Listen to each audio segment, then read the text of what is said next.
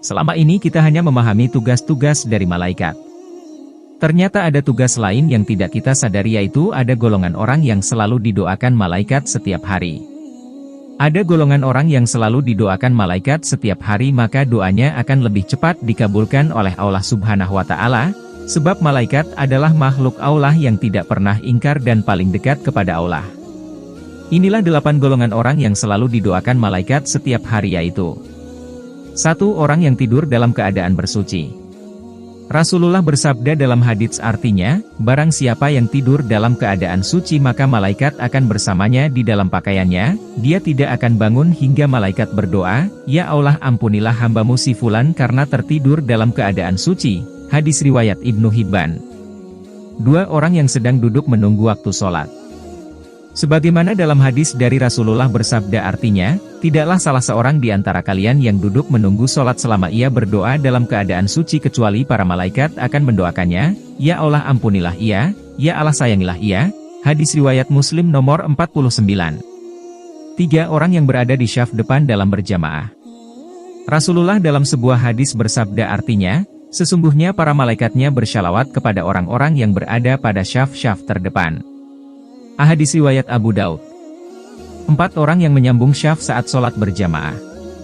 Dalam hadis Rasulullah bersabda, artinya, sesungguhnya Allah dan para malaikatnya bersyalawat kepada orang yang menyambungkan syaf, dan siapa yang mengisi celah, niscaya Allah akan mengangkat derajat orang tersebut karenanya. Hadis riwayat Ibnu Majah. 5. Mengucapkan amin pada saat imam selesai membaca Al-Fatihah. Sebagaimana dalam hadis Rasulullah bersabda, artinya, jika seorang imam membaca Ghairil Maghdubi alaihim waladdallin, maka ucapkanlah oleh kalian, amin, karena barang siapa ucapannya itu bertepatan dengan ucapan malaikat maka ia akan diampuni dosa-dosanya yang masa lalu. Hadis riwayat Imam Bukhari. 6. Orang yang berzikir berdoa setelah selesai sholat. Rasulullah bersabda dalam sebuah hadis, artinya, para malaikat akan selalu bersyalawat berdoa kepada salah satu di antara kalian selama ia ada di dalam tempat sholat, di mana ia melakukan sholat selama ia belum batal wudunya. Para malaikat berkata, "Ya Allah, ampunilah dan sayangilah ia." Hadis riwayat Ahmad. 7. Orang yang melakukan sholat subuh dan asar. Rasulullah dalam hadis bersabda, artinya, para malaikat berkumpul pada saat sholat subuh, lalu para malaikat yang menyertai hamba pada malam hari yang sudah bertugas malam hari hingga subuh naik ke langit, sedangkan malaikat yang bertugas pada malam hari tetap tinggal.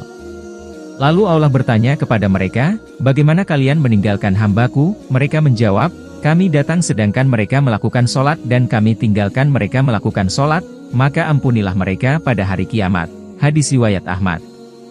8. Orang yang berinfak.